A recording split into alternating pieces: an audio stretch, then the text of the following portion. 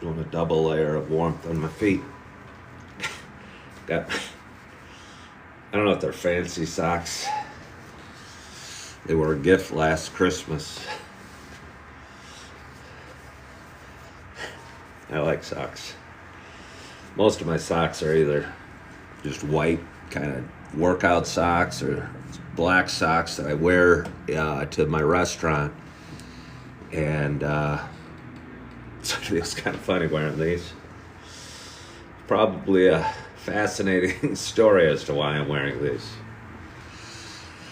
I went to Yellowstone this spring, early summer, and packed up most of my belongings in boxes and left them at my ex-wife's house and rode across this country on a scooter with very minimal stuff because I was riding across the country on a scooter where I was supposed to work in Yellowstone for 5 months.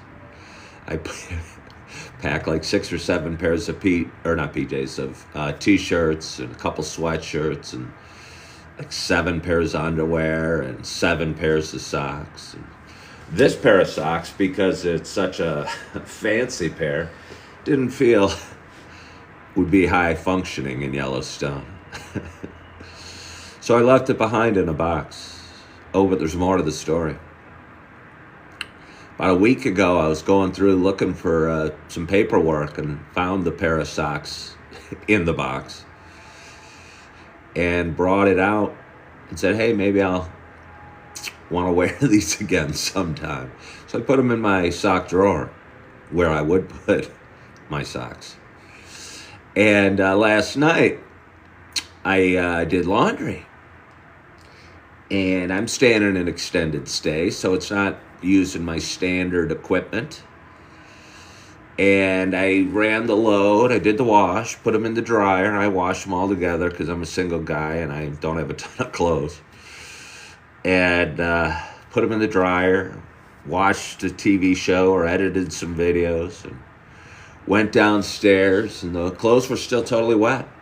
I go, maybe I pushed the wrong button. Not totally wet, but they really hadn't been dried very much. So I did it again. Silly me, I used the same machine, same setting.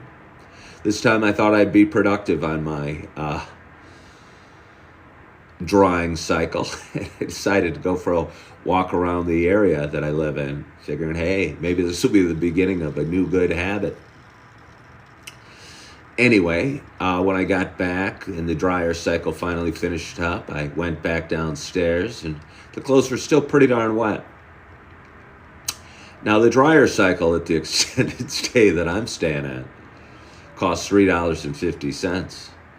So I'd already invested $7 into drying my clothes. I was not going to invest any more. So all my plain colored socks are on a shelf back there, and my slightly damp underwear, why, yes, I do own a pair of striped pink underwear. They match my striped blue underwear. Are sitting over there, still finishing off the drying, letting nature do it, letting God do it. And so anyway, my socks are still wet, and the only pair of socks I had left to wear were these. So that is the story of why I am wearing these socks this morning.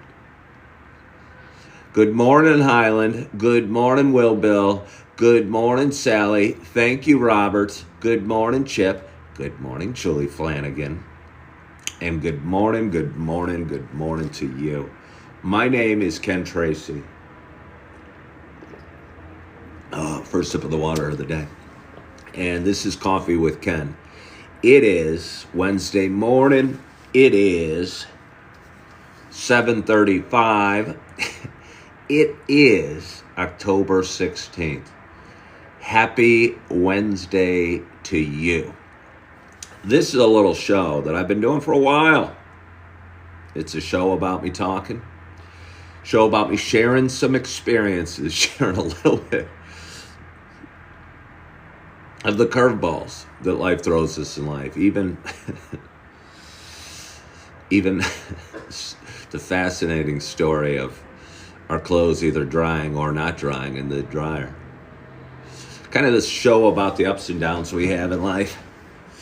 But for those that have been watching a while, you know it is not just a show about me talking.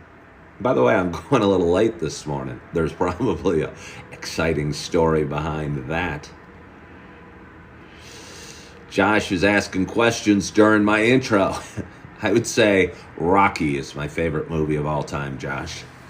For those that have been watching a while, you know it is not just a show about me telling you great stories of my laundry or my walks or my otherwise not that exciting days. You know, it's also a show about me sharing my love of coffee, and with that in mind, I have a nice hot cup of coffee in front of me, and I'm so excited to have my first sip at this very late hour for me. I almost feel I owe you guys an apology. I'll think about whether you're going to get an apology later. I don't know. I picture millions of people sitting by their phone, checking TikTok, going, when's Ken going live from like 5 a.m.? Then it's 6 a.m. Then it's 7 a.m. And they're going, is he going to go live? Is he okay? Should I send him a message? And then a little light goes off on their phone, and it's 7:30. And here I am. So anyway, I'm excited to have my first sip, and my hope is you were distraught. You could hardly move. You were paralyzed with fear. Sandra Lynn hops on. Sandra Lynn, good morning. I did a little stalking of you yesterday, Sandra Lynn. Sandra Lynn is a woman, should add my first sip, that lives in Naperville, and she's watched my show for a while, and I realized yesterday, I was looking at Facebook for a moment, I don't look at it very often, but she posted something on her Facebook stream, and I go, hey, I'm going to go see what this Sandra Lynn, you know, she's followed my show for a couple of years, I think she comments once in a while, I'm going to see what she looks like. So I went to her Facebook page, and I said, a couple kids on the profile picture, flip through, and a nice picture of a beach, and a nice picture of this, and a nice picture of that, and there were no pictures of Sandra Lynn.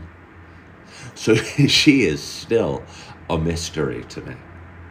I know roughly where she lives. I know that where she shops. I think I know she goes to the farmer's market in Naperville on Saturday mornings, but I do not know what this woman looks like.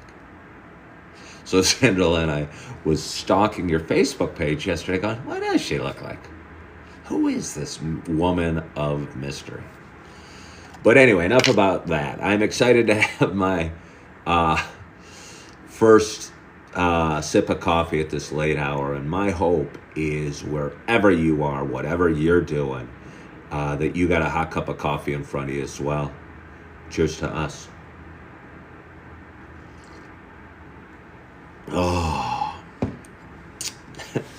I don't know if you guys are seeing that message. About a month ago, I had a few people subscribe to my page, and I was a little concerned. It was a show of support on their part, and I appreciate them showing support, and I think it might have cost them $5.99, but I struggle with anxiety, and I immediately wonder, well, what am I going to do for these subscribers? Got people ponying up $5.99 to subscribe to my page. Don't they know I give everything away for free? I give out all of this value for free. But they subscribed.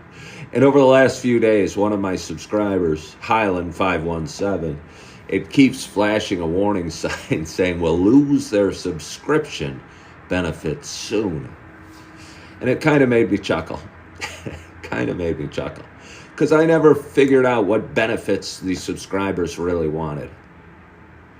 I don't think they wanted to do one-on-one chats or coaching meetings or special texts from me.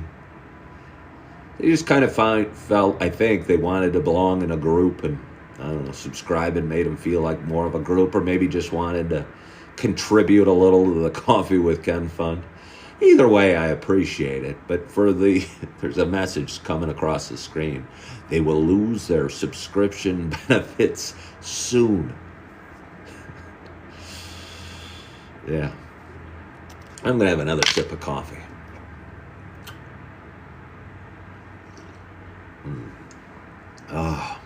It's the cinnamon. It's the Frederick cinnamon from Costco. Went there maybe a week ago now, or 5 days ago, and got a couple bags, and was a little skeptical at first. Highland 517, I don't think there are any benefits. I don't think there are benefits. I tried to create some benefits. I did a video asking, what would you want as subscribers to my show? And then I only shared it. I made it exclusive subscriber content. I only shared it to my subscribers, and I have like 4. And nobody watched it because nobody could see it because I only have 4 paid subscribers. So I changed. I choked. I changed the setting on that video and shared it with everybody, just trying to get some feedback as to what would be a valuable subscriber benefit. So I appreciate you subscribing, and I'll look at it as a little donation to the Coffee with Ken Fund, and I thank you for that. But I don't know if my show needs subscribers, or needs to go on Patreon, or needs... I mean, I'd like to sell merchandise because people ask for it occasionally, but I don't know. I kind of like doing it and having it open to anybody that's kind and nice and sweet. I feel it's a little disingenuous on Disney's part. And let me tell you why. Have any of you ever been to Disney World or Disneyland? I honestly have been to Disneyland, but that was 30 years ago, and haven't been to Disney World ever. But my daughters go with their mom occasionally, and I know a lot of people have, and I hear it's a lot of fun, but I think there's a lot of planning involved and a lot of spending involved. And the masses at Disney wait in long lines. Wait in very long lines to ride their rides and see their things. Unless, of course, they pay additional money for the Speed Pass. I don't know what it's called officially, but we'll call it a Speed Pass. It happens at Great America, which is an amusement park maybe 30 miles from where I live. And I've been there. And I've waited in the long lines. And I've waited and watched people cut in front of the lines with the Speed Pass. And while I understand it from a monetary or a business or a corporate point of view, and I even accept it at Great America, I find it somewhat offensive at Disney. Because Disney is about as woke of a company as they come and pretends to care about everybody and treat everybody equally. And there's nothing less equal about the Speed Pass that allows the wealthy to cut in front of the people that had paid their hard-earned money to wait in lines in the ride. So those are my thoughts about Disney and their Speed Pass. So I'm going to have a little more coffee.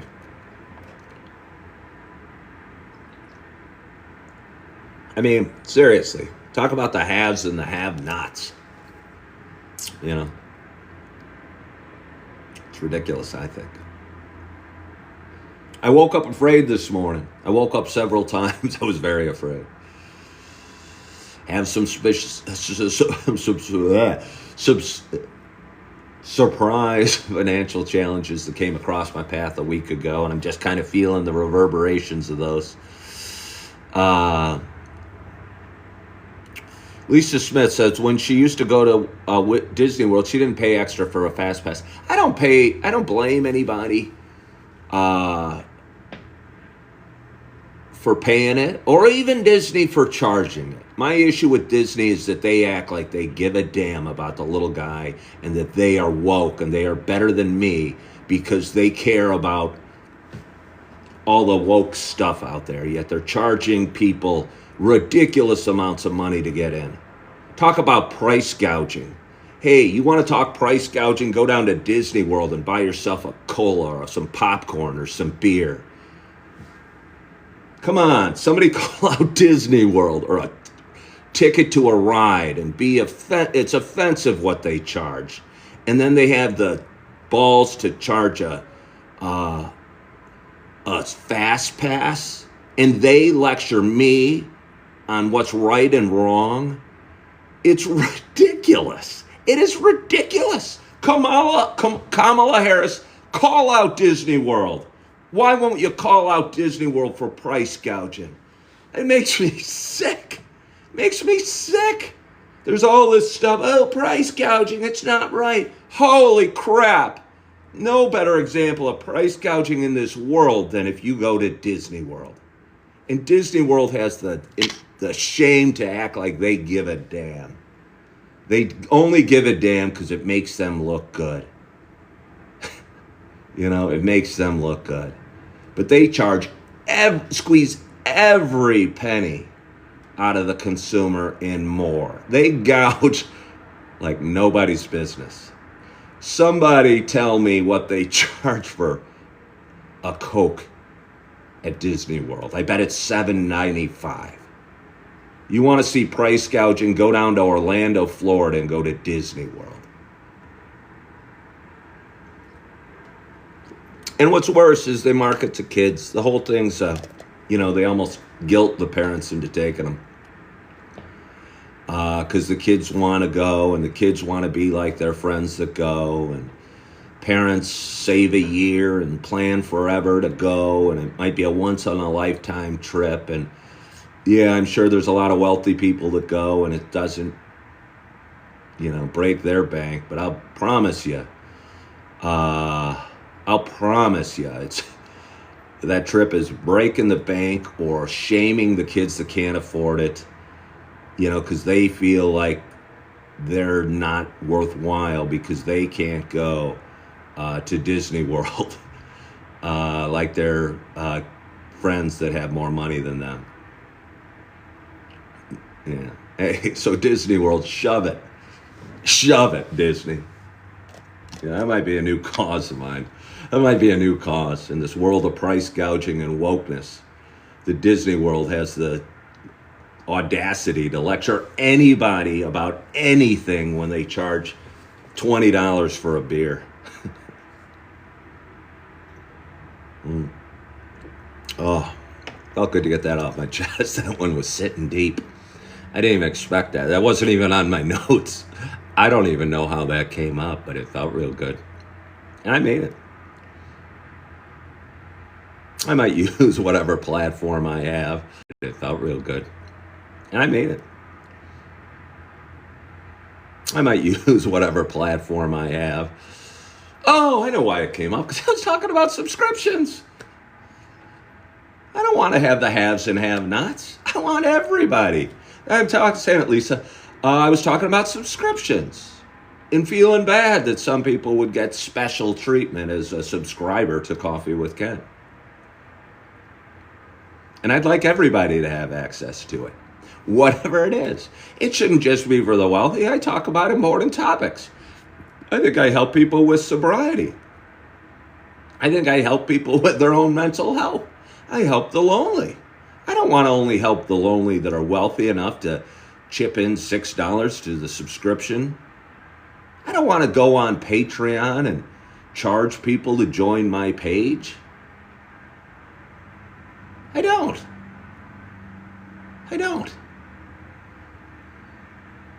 So yeah, that's what brought it up. Let's have a little more coffee. But I did wake in fear this morning several times.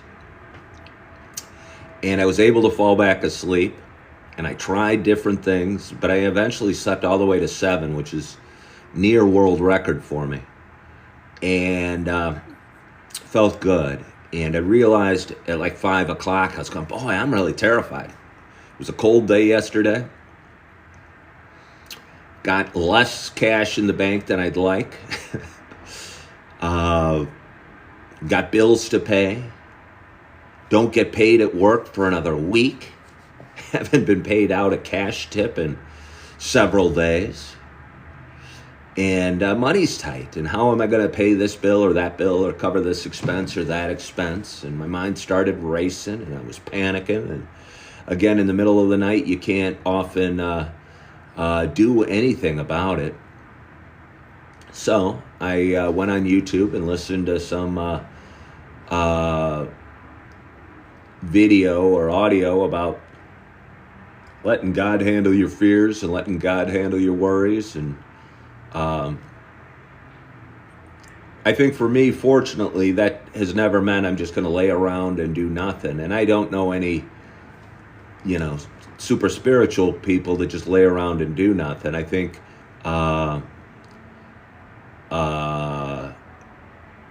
if you, and I hate to pick out a specific religion, even though I go to a Christian church, but in my experience, I feel if you do what they say and give your fear to God and give your worry to God, that frees up a whole nother version of you to work hard in other aspects of your life and not spend your days in fear or in terror. Because Ken laying around all day hiding under his covers in his bed isn't going to help the world any. But Ken getting a couple extra hours of sleep and then maybe going live and going to the gym and bringing the best version of me to the restaurant tonight and doing my best is going to move me forward and hopefully make an impact on somebody else's life as well. And when I say me, I also mean it for all of you, anybody listening out there. The same goes for you. I'm not saying I'm super special. I'm just kind of one guy going up on this experience and talking about it. So me being the best version of me is what I'm supposed to do. And me being terrified this morning wasn't going to be the best version of me. So I woke up. Hold on. This might be I'm going to start running ads. So I woke up. And then I'm going to sneak off for coffee. And we're going to put a Disney commercial. Mickey Mouse going, hey, be nice to everybody. Everybody's the same. We're all equal. Here, give me $395 to come in. Hey, Minnie, come on over. Can you pick me up a soda and some popcorn? Mickey, I don't have $37.95 to pay for the soda and the popcorn that you want. Well, that's okay. We're in Disney. Sorry. That's my Disney commercial.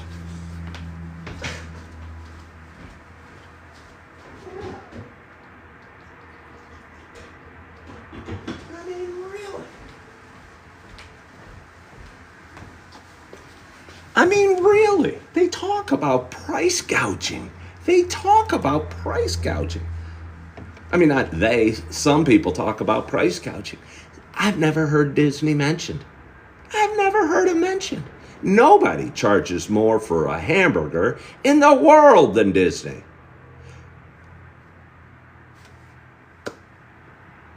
I mean, I haven't looked that up. I haven't looked up most expensive hamburger in the world, but I'll bet you Disney's right up there. I'll bet you don't get one for under $15. I don't know. Never been. Somebody can look that up. How was Eve's birthday? It was great. It was awesome. Hadn't seen them in a few days or a week or so. And went to breakfast with their mom. And we got pancakes for them. And Otis says it's everywhere. Go to a sporting event. Yeah, but Otis, the difference is the Chicago Cubs and the Chicago Bears don't lecture me about doing what's right. And act like they care about the beaten down. They don't act woke. Disney's about as woke of a company as you can be, yet they're doing it. Chicago Bears don't pretend to care about me, but Disney pretends to care about the little guy. And they are just a big sleazy corporation like every other corporation. And I'm okay with it. But I just want to call it like it is and not pretend that they care, because they do run a commercial saying, hey, we care. See, we have a rainbow. That means we care.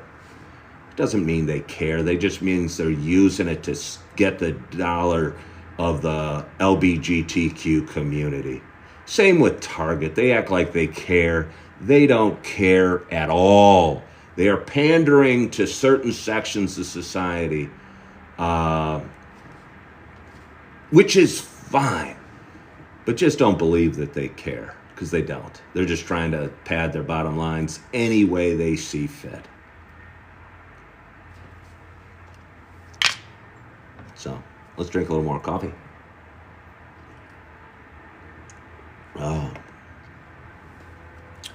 And I hope sections of society see that.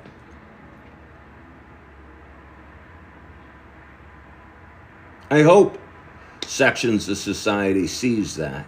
I hope the LGBTQ community realizes Target's doing it for the money.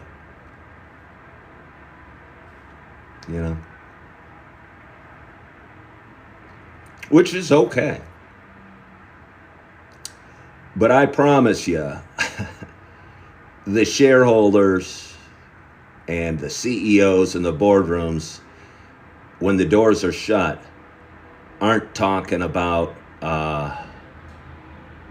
how they can help the world or save the world. If anybody's doing it, I'm going to continue to go. I'll tell you one guy, Elon Musk, I think, wants to help the world. I'm going to lose my left-wing audience, but that's okay. I think Elon Musk is sitting there going, how can I make the world a better place? How can my genius and my science make the world a better place? I'm not saying he's necessarily the sweetest human being at all, but I think just his version of crazy, that's the way he thinks. He wants to use his mind and create crazy cool stuff like mass-produced electric cars that may or may not help the environment. I don't think he cares about money. I don't think Elon Musk cares about money. He's probably the richest guy in the world, and I don't think he cares about money. I think he's pursuing his passion and pursuing his gift, and his gifts are very focused. And I don't think he cares about money. He bought that social media platform. I'm sure it's probably losing money, but he thought it was right, and he wanted to do it because he thought it was right. Yeah.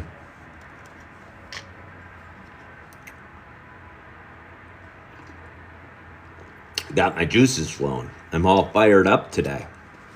What else do I have for you? I already talked about my laundry. For anybody that tuned in late, you're going to have to rewind if you want to hear about why I'm wearing the socks I'm wearing. There was a gripping tale about why I was wearing these socks. And no, I can't retell it. I know you all want me to. I could talk about being a realtor real quickly because I wrote down a thought I had about that. I posted a video yesterday and it was called The Biggest Realtor in Naperville.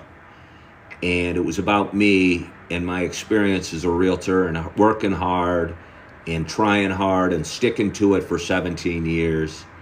And the end of the feeling, if I just keep going and just keep trying and just keep knocking on doors or cold calling or putting the smile on or going on the listing appointment or hosting the open house, that one day I'm going to break through and be the biggest realtor in Naperville.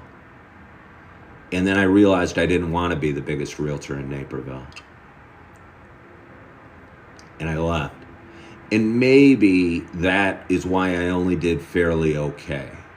And maybe that is why I didn't feel I added value to the equation, to the buy and sell transaction for my clients, even though I was trying my hardest.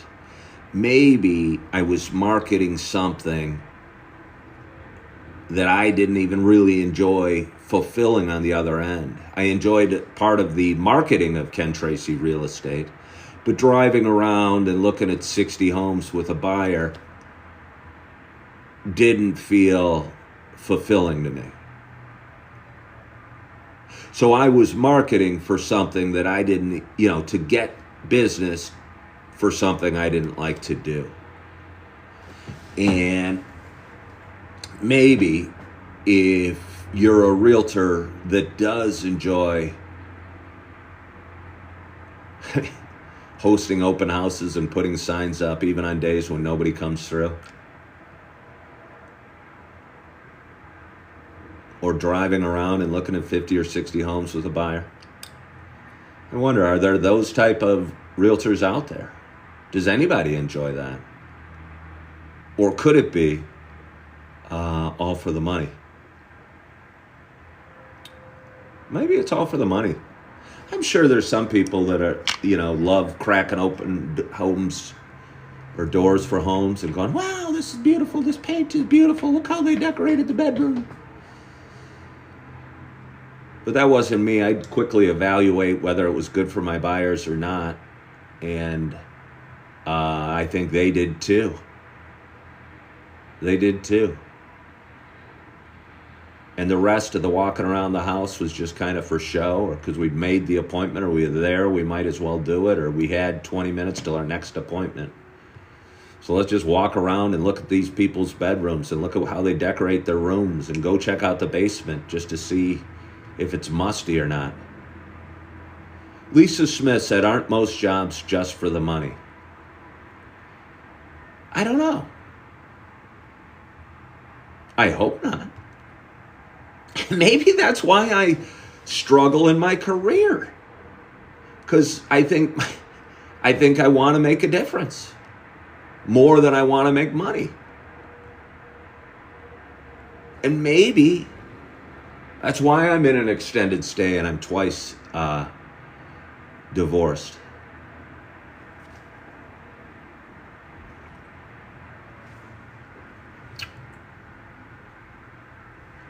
I don't know. Hopefully, some people out there find some joy in what they do and purpose and meaning. I would hope that everyone's not out there. Shannon said you can make a difference and also make money. And Shannon's a hospice nurse, and she's got to feel like she's making a difference, spending time with people on the last bits of time that people have in their lives, and maybe providing some comfort for the family.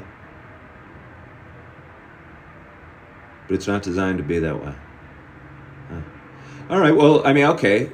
Daily, Bird, and saying, I could see both sides. I could see people thinking it's only about the money, but I think I struggle in that. I know I struggle in that. Don't all jobs make a difference? Well, only if a difference, a positive impact. Not all jobs make a positive impact. Kennergy said, making a difference isn't always obvious, but don't all jobs do that? Well, yeah, anytime you go to the bathroom, you're making a difference. You're flushing the toilet, and that's leading to all sorts of things. So it's making a difference. But I guess making a positive impact on the world.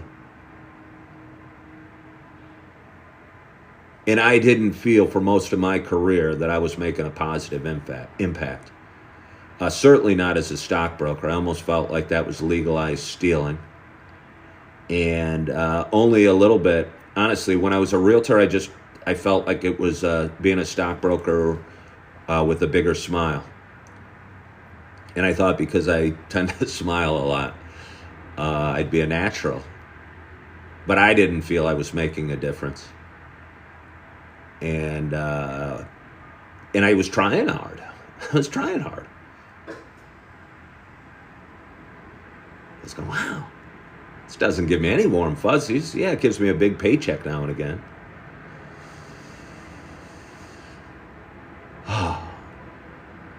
So I might have mentioned that there were some financial straits, and I was laying in bed afraid this morning and going, okay, well, this happened last week. A couple things happened last week, and my paycheck wasn't as big as I'd hoped.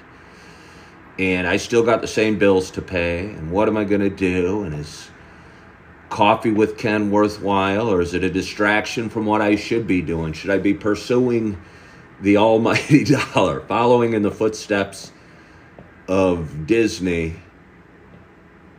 Or should I be trying to change the world and make the world a better place, or make people question feel okay about who they are and what they're doing, and inspire or motivate in any way that I can, because maybe that's my gift. And I laid there and I'm going, okay, well, I got this bill. How am I going to, okay. And I grabbed my phone and I looked, and I saw that TikTok had sent me $125.46 to my PayPal account over the night. And while $125.46 isn't a ton of money, it is money. And it made me feel good. It made me feel good. And I'm going, okay, well, you can try and make a difference and change the world and make the world a better place, or a more sober place, or a give less lonely place, and have it at least help you in a financial way. Because again, that $125, again, not all the money in the world, but it's going to help. And it felt good. And I thought it was maybe God's way of patting me on the head and saying, you're doing okay, Ken. You just keep going. You just keep going. Give your fears and worries to me, and do your best. So I got up, started the coffee, got dressed, put on these dark pants. I bought these pants for a job that I only worked 6 days 2 or 3 months ago. I feel I should send them the bill. Fortunately, I like these pants. And get your coffee started and hop on TikTok and say good morning to any people that want to join me, and do my little show. And as always, I always feel, hey, Adrian, thank you so much for sending me some roses. I appreciate that. Some weird explosion went off on the TV, on the screen, and it said first gift. I don't know if you guys saw it, but I did. Do I ever regret leaving Yellowstone? You would have been wrapping up about this time. Danny, you're right. I think my contract wrapped up today. Do I regret leaving Yellowstone? No. But I won't. I'll tell you what, they're still hiring. They're still hiring, and Death Valley is hiring for the winter season.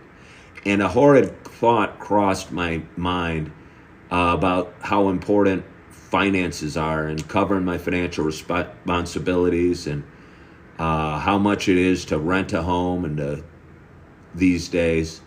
And for a moment during the last day, I considered going back to Death Valley for the winter season. But I don't regret leaving Yellowstone at all. It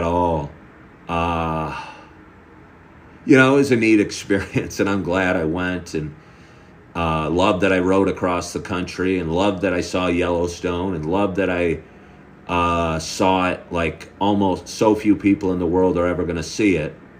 But I'd had more than enough of Yellowstone, and more than enough of, it felt like a workers' camp in a lot of ways. They offered really cheap room and board, which was nice. But, you go to prison, That's cheap room and board too. It wasn't prison, but it kind of felt like a workers' camp. And Daily Freebird said, I worked in a park. Can you share some about that? Well, Daily, I've done a lot of videos about it. I went in May. I started in April. I realized I had to change my path a little bit, and I was staying at home over the winter with my two beautiful kids. But our little family pod was running into some financial stuff, and I realized I had to go out and get out of the home and leave the kids that I love with all my heart, and I'm going to get teary-eyed just saying that, and start generating some revenue to get the family in a better situation. And that day, somebody sent me a link to XanterraJobs.com. And on that, there was an opening in Yellowstone for a waiter position starting at the end of May, which was about a month from, it was probably in April when I found that link. And I applied, and I was offered the job within a few days. And at the end of May, I rode out on my scooter to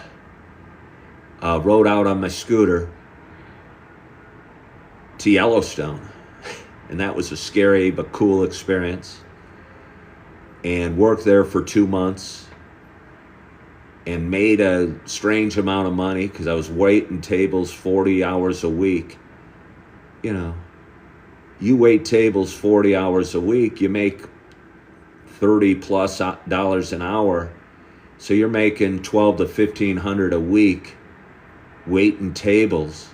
And there was nothing to spend your money on. I don't drink alcohol. The only thing people spent their money on was going to the employee pub, and I don't drink, so I wasn't spending money on anything. So I was able to send a fair bit of money to each ex-wife, which felt real good, and save up enough, it turns out, to get back home and put myself up here for a few weeks while I got a job here. It was a neat experience, and I realized while out there that if I can wait tables out there, maybe I can wait tables back here.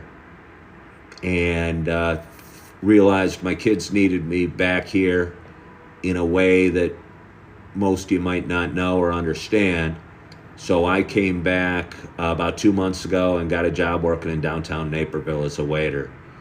And my expenses are more, the income's roughly the same, not as consistent.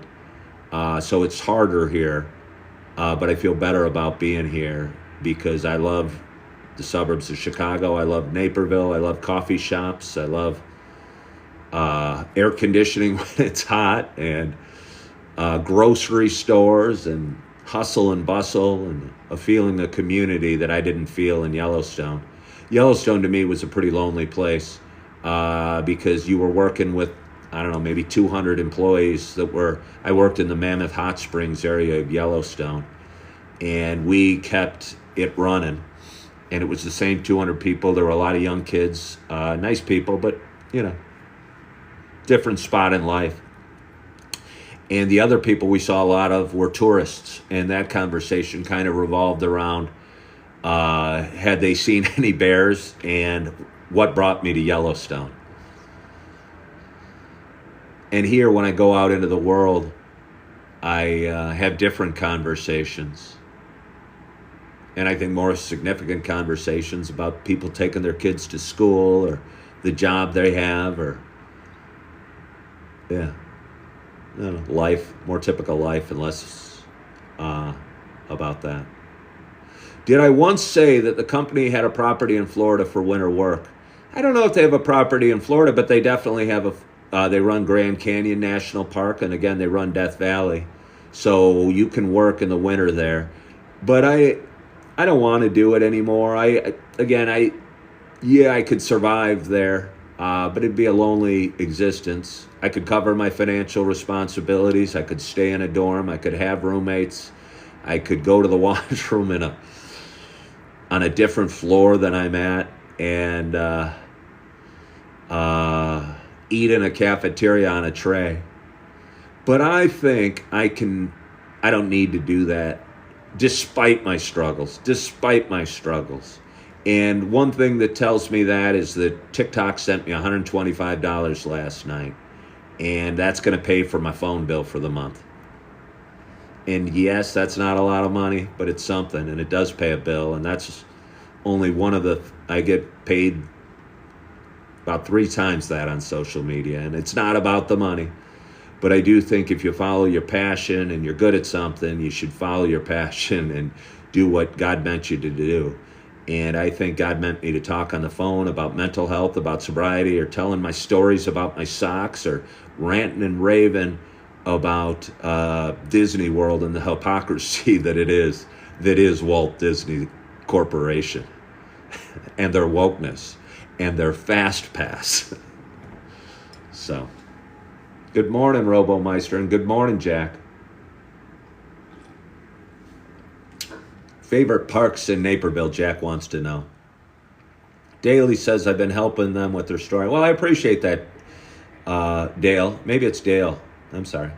I appreciate you saying that. I get a lot of messages of encouragement. Good morning, right? I get a lot of messages of encouragement, and that kind of keeps me going, because I also get some mean messages as well. But it feels good when you get somebody reaching out saying, hey, you talking about sobriety makes me think I can do it too.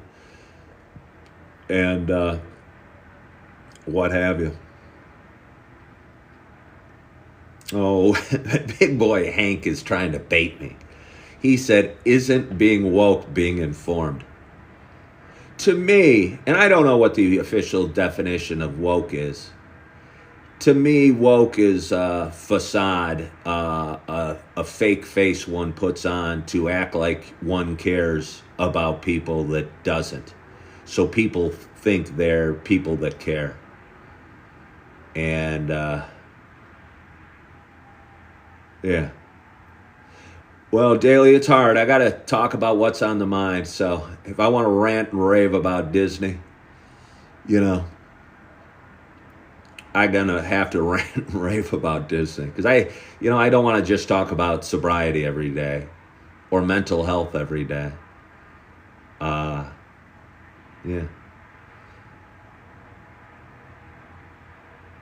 Can we do your yoga and gratitude stuff? No, I don't know. Gratitude gets me through. And yoga feels so good. So I wouldn't compare yoga and gratitude to woke at all. I mean, if you do, that's okay. Oh, Jack was asking my favorite parks in Naperville. I don't know.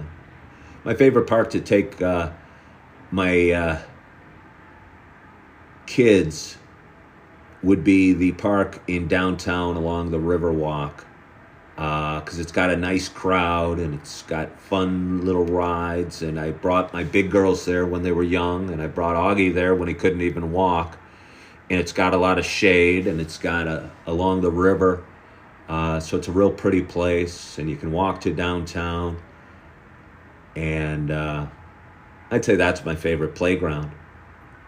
But Naperville has a ton of nice parks and a ton of nice nature areas. And it's really a beautiful city. And I realize just because a place has mountains doesn't make it necessarily more beautiful. It can make it more spectacular and more eye-popping. And there's certainly views I saw in Yellowstone that were spectacular. But in a lot of ways, I think Naperville's more beautiful. At least to me it is. At least to me it is.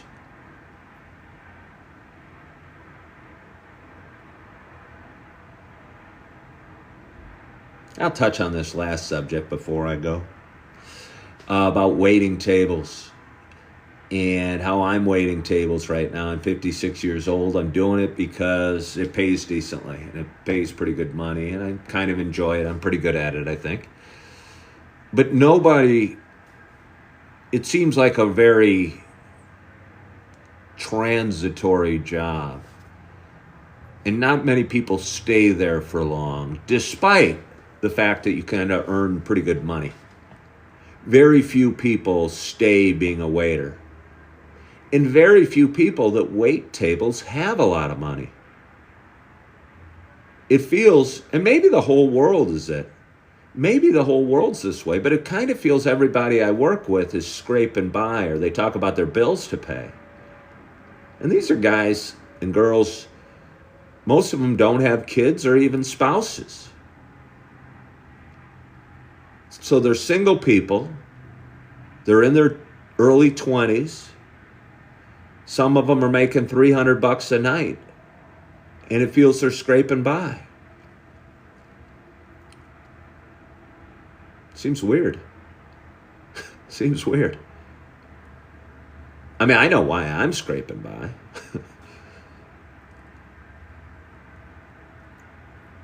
And maybe the only difference, what's saving me, is the fact that I don't drink anymore. That I don't ever go out to the bar and spend $100 on alcohol. And maybe a lot of these young people without kids and that are struggling,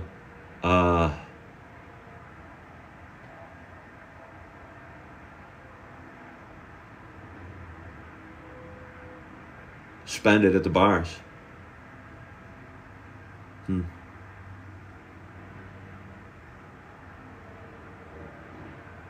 Weebury says her husband and I make decent money and we're just scraping by student loan debt and inflation. Yeah, the student loan thing is interesting. I mean, maybe it's not interesting to you. Inflation's certainly tough. Yeah. Sports betting epidemic going on today. Yeah, no, I know people I work with that are watching every game like they care about, I don't know, the Jacksonville Jaguars versus, I don't know, New England Patriots. I'm going, why do you care about this game? Well, I've got a 3-team parlay. Maybe you shouldn't do that. But that's what I think. I don't often say it, but I think it.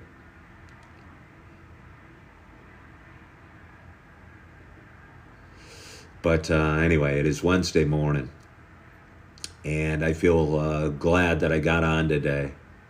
Hello, Christy from Illinois. I'm just signing off, Christy. I hope you don't take it personally. But I'm glad I hopped on today. And it is Wednesday morning, and the sun is shining. And I am going to go to the gym probably this morning, get a real quick workout in, and then I'm going to go to my coffee shop, and I'm going to edit some videos, and I'm going to post those videos on various social media platforms. And I'm going to go to work tonight and have the best shift possible and do what I can to move forward in life and have the best day possible. And I had a great night's sleep, and I am feeling good today. And I wasn't feeling good 2 hours ago. For anyone out there that's looking for a little hope, I wasn't feeling good 2 hours ago, but I'm feeling good now. So sometimes when you get up and you get started, your mood changes a little bit, and maybe you get a little coffee and you drink a little water. And if you're like me and you feel there's value in content creation, you create a little content.